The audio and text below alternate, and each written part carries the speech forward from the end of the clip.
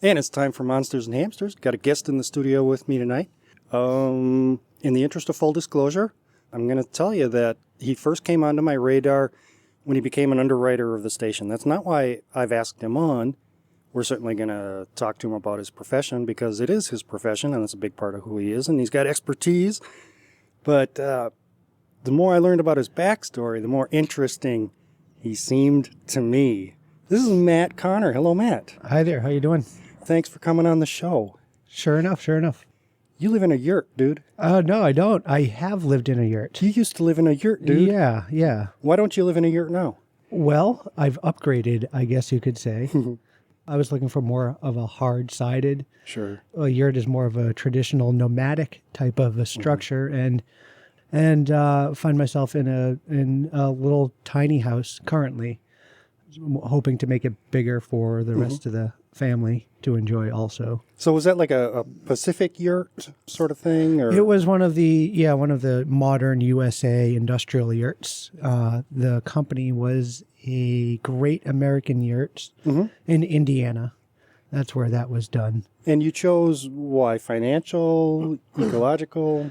It was a temporary living situation. My wife was apprenticing doing home birth midwifery. Oh, yay, wife. Yeah. And we were looking for a cheap and close to the land type of lifestyle. So we researched a lot of different types of structures, wound up going with a yurt, spent 2 years in the yurt, and moved on past that at that time. We bartered work, farm work, and handyman work, whatever was necessary for space to put the yurt. And that worked out quite well in some situations and not so well in others. I want to hear a disaster story. Oh, you want to hear a disaster story? Yeah. Yeah. Well, I do have a disaster story. It goes to talk about how you should probably get to know people before you decide to live with them. Probably true in any situation. We were living quite peacefully in a situation with a. It's hard to do this without stereotyping. Well, having prefaced it that way, we won't. Oh, okay. Yeah. I won't go into it. Our expectations were never quite thought through at the beginning of our relationship. We didn't have a contract. It was just, yeah, you can come live here, work for me a little bit on the side, and you can live here. And throughout time, his idea of what I should be doing and my idea of what I should be doing became different. And he became aggravated to the point of being a bit scary and giving us very little time to vacate. On the surface, that sounded like a great deal. A great deal for both of us, I would hope. Yeah. To give him some benefit of the doubt, he had gone through some life changes, and maybe I like to say that he woke up and found out that there were some hippies living in his yard, and he didn't realize it before. So he became, I guess, his life circumstances changed to where he realized that it wasn't going to work for him, and quite abruptly and a little threateningly decided not to have us living there anymore. You know, you don't look like a hippie. You look like a Vermonter. Well, in Indiana, they call them hippies. Oh, this was in Indiana? Yes, it was. Yes. Okay, you were a hippie in Indiana, Yeah. sure. Yeah. Sure. Are you from Indiana originally? No. We moved there. I grew up on Cape Cod. My wife and I moved to Indiana specifically for the apprenticeship. And boy, when you're living on Cape Cod, thinking about moving to Indiana, at least my take of it, not having ever traveled there, was I just pictured Field of Dreams in my head, and it was a big leap. But I found it quite nice out there. The town I lived was Bloomington, and it was hilly, quite hilly, lots of different topography and wonderful people, and lots of farms and people doing art and agriculture, which suited me very well. So are you primarily have been interested in an agricultural thing? Yeah. I'd love to get more into that space and try to derive a living that way. The painting is just a way to meet my agriculture habits currently. And, they're working together.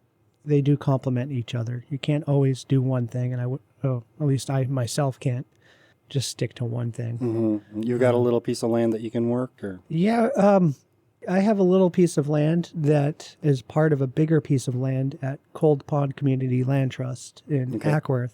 We're a group of folks who lease land from the land trust. We also get to use for agricultural purposes the greater land, which is roughly 120 acres of pasture and forests. So trying to develop plans to have enterprises that will produce an income and livelihood right from the land. In a true stewardship capacity. Absolutely. That's the tenet of the land trust, is first and foremost to steward the land and take care of the land, make sure that it's pulled out of the capitalist society and put more into the word sustainable is sort of overused, but to be used for the good of people who want to maintain its integrity as what it has been used traditionally for agriculture and forests. A symbiosis where everybody flourishes. Yeah. I mean, you can look far back in history and see that humans and the environment around them flourish better when they're in tune with each other. Mm-hmm. Each one benefits they can benefit from each other if it's done properly. So I hope to perpetuate that myself. So we can't look forward to any deforestation in your place. Responsible logging, yes, but I guess deforestation can be open to a wide variety of... You're right, I chose my word poorly. Yeah, some people use selective harvest as a term, and you could go in and select every tree, so there's many ways to interpret those things. And trees, they're a renewable resource in this part of the world. It's not the desert. No, and in fact, the desert doesn't have to be the desert either. There's many deserts that have been created by humans. Yeah, we can work with the land, and there's this idea that if humans are doing positive things in the world, that our impact actually becomes positive. So we want to have more impact. You hear a lot about, lower your footprint, And this is a tenet that I've heard and that for other people speak of. It's not my own philosophy, but someone I subscribe to, is that if your impact is a good impact, you want to have as much impact as possible. Oh, yeah, well turned. Yeah, isn't it? That's how it should be, right? Yeah. Yeah. What a wonderful turn of events if we were to have a positive impact. What do you think the likelihood of that is? I don't... Are you speaking for yourself or for myself? Society at large. For society at large. I guess that's not for me to say. I can only do what I can do. Yeah. I can try to turn people on and talk to people and lead by example. That's the thing right there, leading by example. Yeah, and I can't proclaim to have the answers, or that maybe I'm totally wrong about all of this. I'm not to say, but I do feel that this is the right thing to do to have positive impact. Mm-hmm. So that's what I'll take the stance of. A little bit of looking at history, a little bit of soul searching, a little bit of intellectual understanding, all seems to kind of lead toward one destination, doesn't it? I'm not quite sure. Many paths, one destination. Not everybody has to live in a yurt or a tiny house and be married to a midwife, but everybody working toward a common goal where everybody is fed and everybody is happy and everybody is fulfilled. Yeah, and so there's so many tangents here that we're talking about, and I guess happiness is the key, right? Is it the search for happiness, and how do you get there? Really, is what I'm hearing in the greater sense of what we're talking about here. And my own feeling is that if people are well fed, if they have shelter and they have community, then they're not going to do too many bad things to each other. Mm-hmm. They're going to take care of the things that are around them, and those things will take care of them also. We're delving into the depths of life with Matt Connor. Oh, no. This is Monsters and Hamsters, and you're listening to Black Sheep Radio. Somehow this led you into a painting gig. The painting gig had been there for many, many, many years. My values have finally caught up to it, I suppose. Yeah, painting was a profession from a young age, and I've like to feel I've become proficient enough at it. And the more and more I grow my own food and provide my own fuel and teach my kids to the best of my ability and all these things that I do to make sure that I stay healthy and I promote this idea of doing good in the world, I realize that my work, I'm using toxic chemicals every day, and I'm selling them to people. And this one has a lifetime guarantee on it, and here, let's do this one. And it's always been in the back of my brain that, there's warning labels on this stuff. Yep. We don't do the skull and crossbones anymore. I haven't seen a skull and crossbones in I don't know how long. Yeah. But it has the warning label on it. And so I'm selling these paints to people and realizing that I wouldn't put this in my own house. I don't even want to be putting it on a wall at all. What's in these paints? I mean, what is causing you alarm? Oh, formaldehyde has been put in paints, ammonia. Boy, I mean, I wish I could rattle off the list of poisonous ingredients off the top of my head. Crystalline silica is one that's mentioned a lot.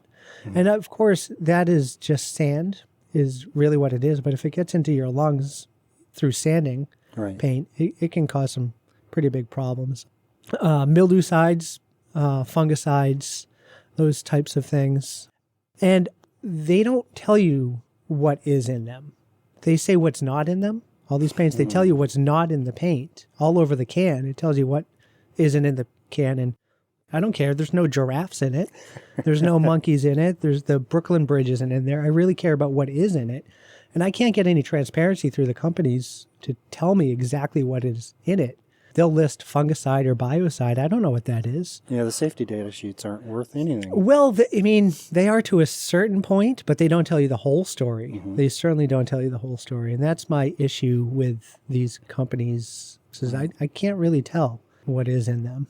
It takes how long before some of these paints finish off gassing? Well, sometimes, many of them take years. I was actually researching last night about a product. Can I use brand names here? Yeah, go ahead. Okay, it's a Sherwin-Williams brand. Harmony claims that it actually takes formaldehyde out of the air. And I tried to find proof of this. I tried to find studies. I didn't come up with anything. And I'm not saying that it's not true. I don't see how it could be true. And especially if me being a person who has an interest in this wants to know these answers, why can't I find the answer of how this takes formaldehyde out of the air? I would think that they would be promoting that and backing it up. Yeah. They actually say that their product after 14 days is the number that's sticking in my head right now. But after 14 days, it doesn't give off any more gas. But still, that's 2 weeks. And it has this little sticker on the side of it that says it's safe and it's green certified or green promise. And there's all these certification companies that I'm not quite sure what. Are there any certifications that you trust? Not many. No, I haven't found one in the painting world, and I don't have all of the answers here. I'm going on a journey myself and trying to find the answers to how I can do the work of preserving wood and preserving structures that people live in. I'm not so interested in the aesthetics. That's going to come. It's hard to not be aesthetically pleasing when you're putting colors on a wall. Where was I here? I don't remember. The certification programs. I haven't found one that I totally trust. Many people trust certified organic as a label.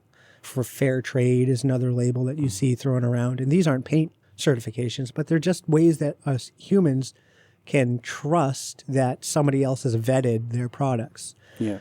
So how do you decide what products to use? Transparency is a big one. If a company is upfront about what is their ingredients to their products, that's great, and that allows me to research the ingredients to make my own choice of whether I'm willing to not only use the product myself, but put it in somebody's house, sell it to somebody else.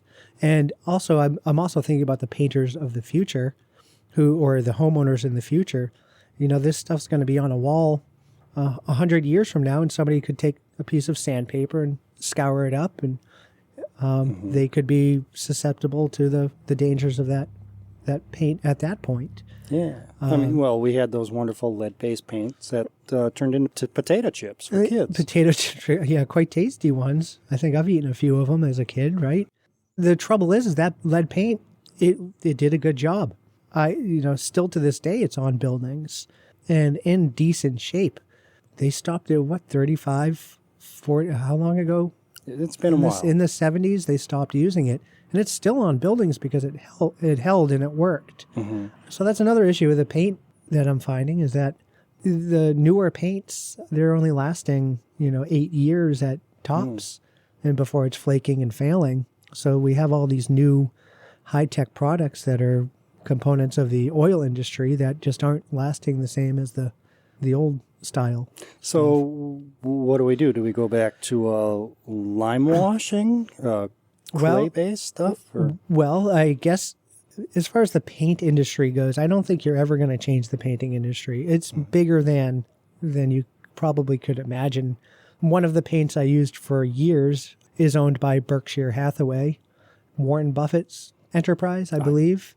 So we're talking about big money. It's petrochemical industries, chemical industries, Dow and DuPonts, and those types of places that they're not going to go away.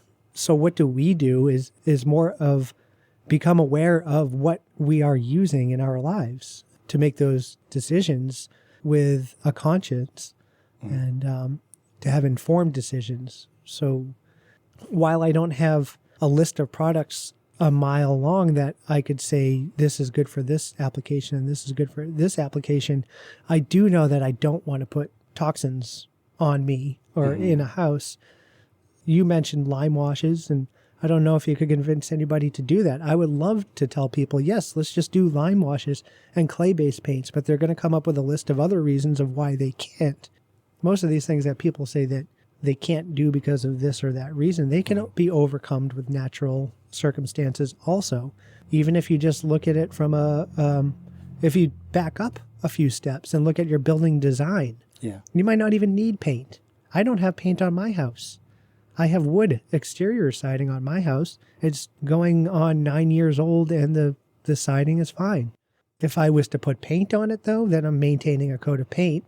And as that coat of paint fails, water gets into the clapboards and doesn't have a really good way to escape because it's been sealed in there, and it accelerates rot. So maybe the answer is no paint at all. Maybe that was it. You've got long experience in the biz, so you know what should be expected of a paint. Mm-hmm. And you are more recently getting into researching the health aspects both now and in the future, trying to avoid unintended consequences. And I was going toward a point with that, and I have no idea what it was. Well, I hope you find it. What do you think it was? Where was I going with that? Well, it actually, what I'm seeing is that it might be a societal shift idea. I'm hoping that's the answer. You mentioned unintended consequences, and every one of our actions that we take day to day, they have unintended consequences.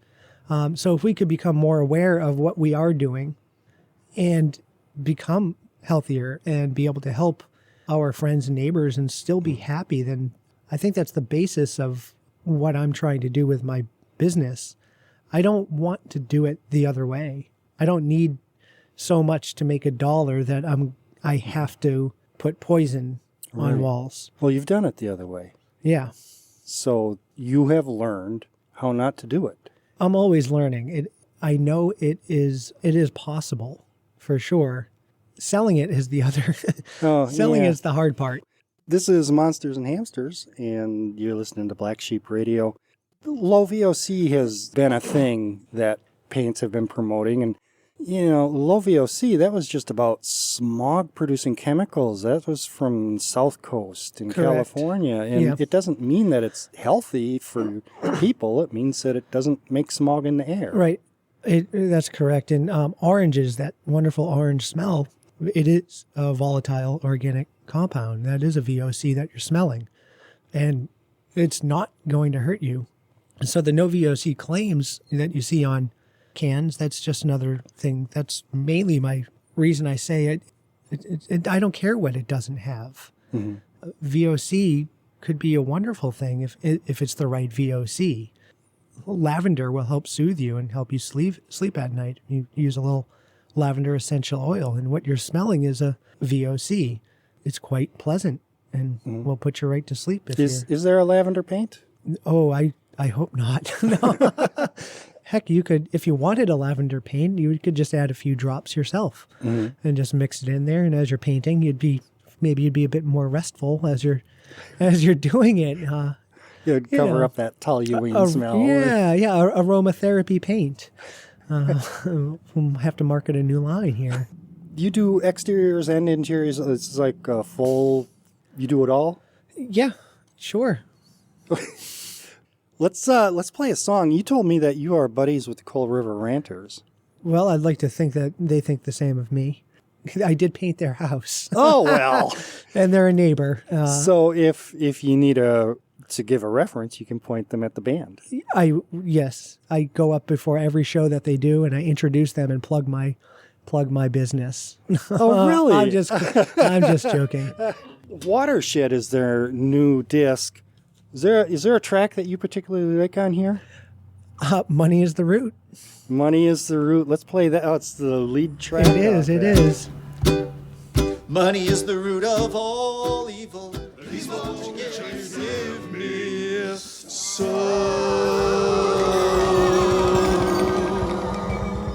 Talking to Matt Connors here on Monsters and Hamsters, timely dispatches from the southern Vermont, New Hampshire borderlands for Vermonsters and New Hamsters near and far.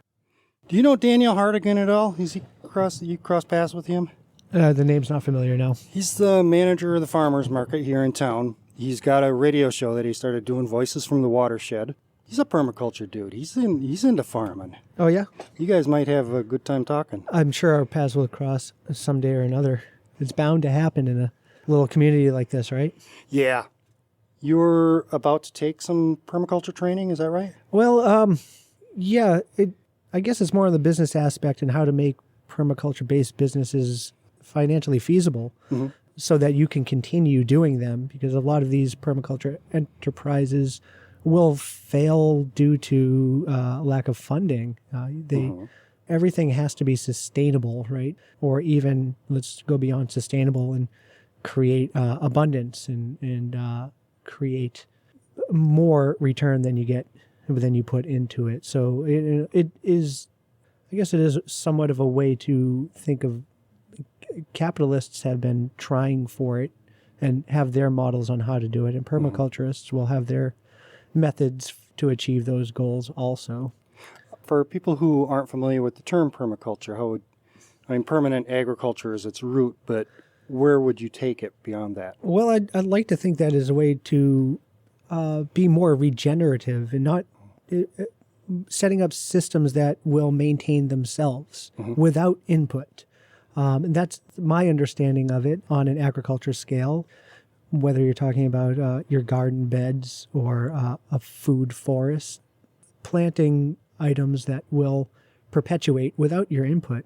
So we can think of these things in many other ways other than agriculture, and social permaculture is another way to think of it, and how we can take care of each other in a way that doesn't require so much effort, setting up ways that we can all take care of each other. Yeah, the agriculture, social, business, like you were saying, if a business requires continual infusions of cash from investors, that's not a sustainable business. Right, yeah. Or resources. You just have to keep on throwing them at it. It doesn't, it's not going to fly. Yeah, if it doesn't support its workers, it's not a sustainable business. That's one of the big issues I find also. And I strive to take care of the people that are working for me, or I should say with me, because when they do come to work, it's a mutually beneficial relationship, and they won't want to come back if they're not treated right. I wouldn't expect them to. I can remember going back in my painting career from when I first started, and just feeling like I was taken advantage of. I was used as a tool to put money in the pocket of the person running the business. And I always felt that if I was doing this on my own, I would never do that to another person. So it's another thing I'm striving for. Do no evil, do no harm first. Yeah, it's not a good enough excuse to say, well, everybody's getting screwed. The employees, the customers, the only people who aren't getting screwed are the ones that are really capitalizing on everybody else. Yeah, it seems like it's taking advantage of somebody else's lack of knowledge in an area. It doesn't seem right to me. If it happens to you, you don't feel good. And why would you turn around and do it to somebody else? And this comes back to the painting gig again. I'm not trying to pimp your business, but it's like your whole life philosophy is infused in what you're trying to do. It seems to me like you are going to try to work with the customer, educate the customer, do the best for the customer, even if they don't necessarily know what they want. You can help them. Yeah, You're looking uncomfortable, and I don't mean to. No, it's just I guess humbleness, I hope, would be the word, or ego. I don't want to. I'm not here to inflate my ego. I hope I'm not here to inflate my ego. What the heck am I doing with a microphone in front of me, though? But no, I just want to. You were a little bit hesitant when I first asked if you would come talk with me. You were a little hesitant. I just want to make sure that by being here and talking to you, that it is in the interest of allowing people access to something that they might not have been able to have previously, and specifically with my knowledge of painting. There's my service, of course, and I even offer a free consultation, so it wouldn't cost you anything to give me a call and say, I'm going to paint my bedroom. Do you have any advice on how I can do it without poisoning myself? Go ahead and give me a call. I'll help work you through it. So it's, yeah. How would people reach you? Through my website, paintnewleaf.com. I suppose you could call the station and ask them to get in touch. And paintnewleaf.com, paintnewleaf@gmail.com. That good old phone number, 603-477-4406. Our underwriters are on just about every page of our website, wool.fm. Just go there, look on the right-hand column. Let's get back to life, the bigger picture. So with this land trust model that I found out, the backstory here is that this has been a long journey of trying to find a way to shelter myself, my family, and take care of myself and my family without being in the pocket of somebody else, without being taken advantage of or feeling taken advantage of. We were looking for houses and going to first-time home buyer classes and that type of thing, and went through all those steps, and we're talking to banks about these properties that let's get us into this one. This one looks beautiful. There's an orchard outside and there's a brook, and this suits us just fine. And they say, well, that's all well and good, but it doesn't have central heating, and it doesn't have plumbing, and there's no electricity there, and those aren't issues for me. Those are issues for them. They can't write a mortgage on those properties. And I kept on beating down paths, looking in what was in our price range, what we could afford, and what the bank wanted to give us was totally different. And just banging down doors, trying to figure out how to get this done. And then I realized that at some point came to the realization that my wife and I, when we first met, we always had the love of off-grid living, of not having a mortgage, those type of things. And we started to re-explore those options and found land trust models, and wound up pursuing those avenues instead. That allowed us to do what we are doing now without a mortgage, using private sales, using land leases the land's never yours to begin with. You know, if you buy a piece of land, it's not yours. You're going to die. Yeah. You can pass it on to your kids, but this land trust model allows us to do that also. So there's really not much of a difference. You get these ideas in your head that maybe these things aren't for you, and it seems like society keeps kicking you in that direction anyhow. You know, just keep on down the path, keep on going, keep your head down. I'm just grateful that we didn't get caught up in that. It's not too late. No, it isn't too late, is it? In fact, sometimes I think, well, maybe something else might be better. Maybe there is another way. But we're doing this for now and trying to grow within that space. And succeeding, it sounds like. I guess it depends on your measure of success. And what your goals are. How's the kid doing? How old's the kid? Well, we have a 3-year-old and a 9-year-old. Okay, how's the 9-year-old doing? Pretty happy, I'm guessing. Yes, yep, she's doing okay. She's a year ahead in school, and she's in public schools and up in Acworth, and having we're running now into the issue of what school is she going to go to next year because of her age difference. She in the middle school.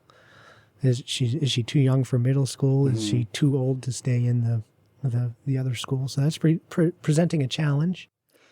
You told me a story just ages ago over email.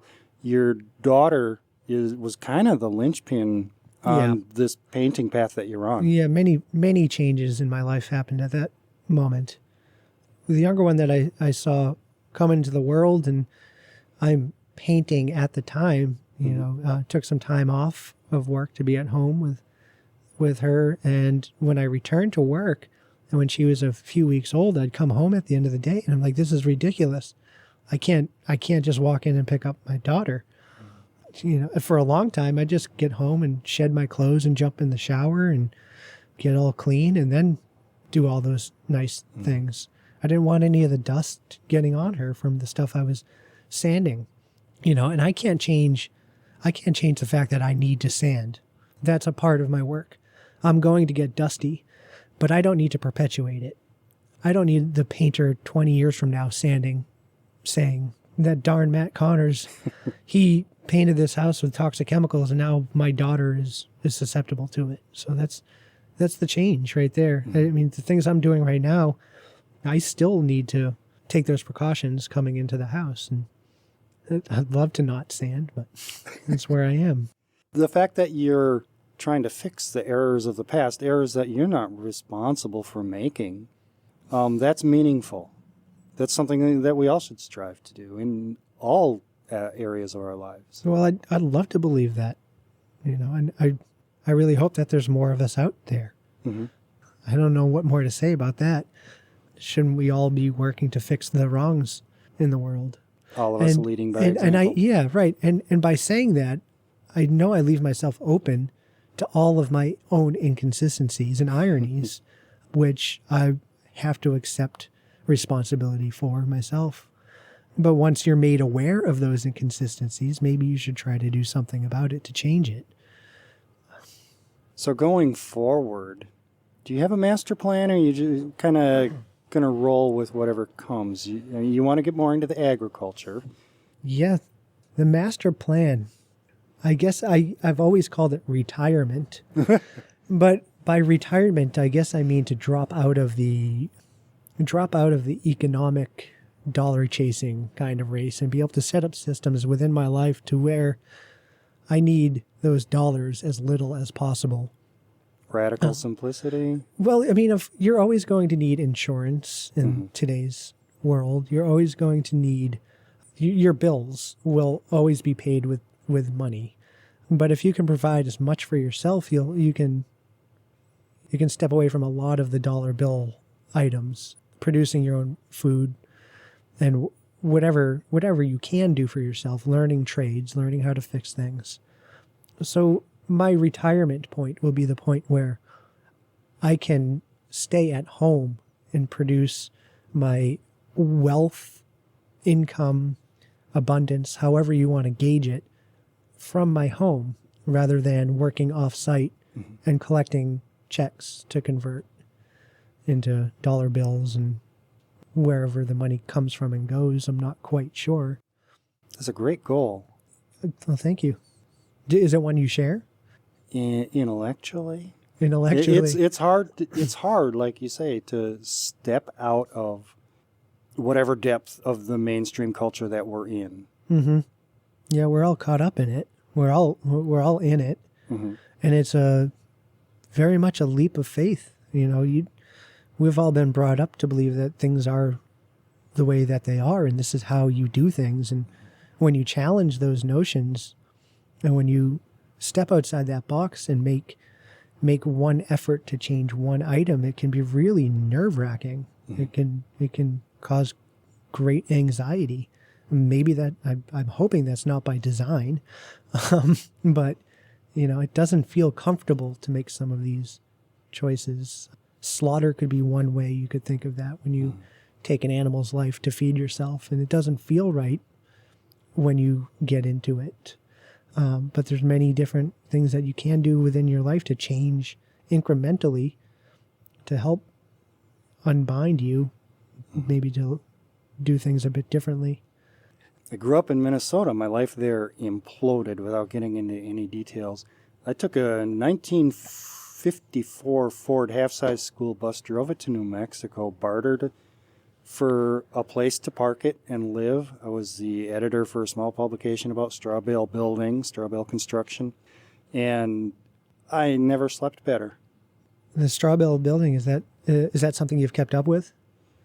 Not to the depth that I used to be. I still know a lot of the active players, and I still support it. Mm-hmm. Like any other material, there are ways to do it profoundly wrong. Mm-hmm. Yeah. But used properly, it's perfectly viable. Every technology can be used appropriately.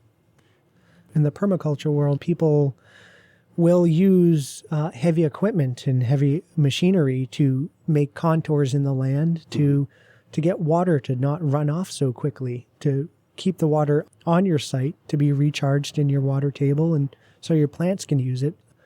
And there are opponents of these methods using the heavy equipment saying, well, you're spewing diesel. And their idea, the notion here is that if you could just use this oil for good, just the little bit that is going to take to put in these earthworks, then the oil that it will save in the future will be huge. Well, I could come at you and say that's a massive rationalization. Why is that? And why so?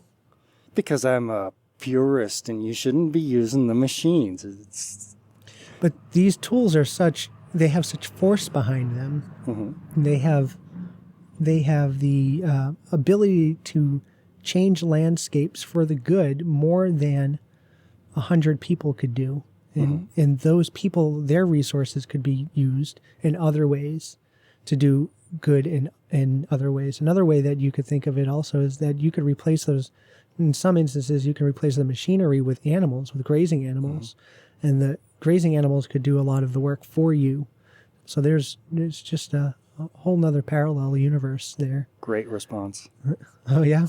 Yes. Yeah, I didn't see it coming. Yeah. You nailed it. Yeah. Well, I might be wrong also. I'm a student. Mm-hmm. I'm only learning. I don't have the answers. I'd hate to hear somebody proclaim that they have the answer, because I think that they're probably out of the game once they proclaim to have the answer. So you're not going to be voting Trump? Is who? Donald Trump. I don't even know what to say to that. You're amazing. Yeah. Is there anything else that we should touch on?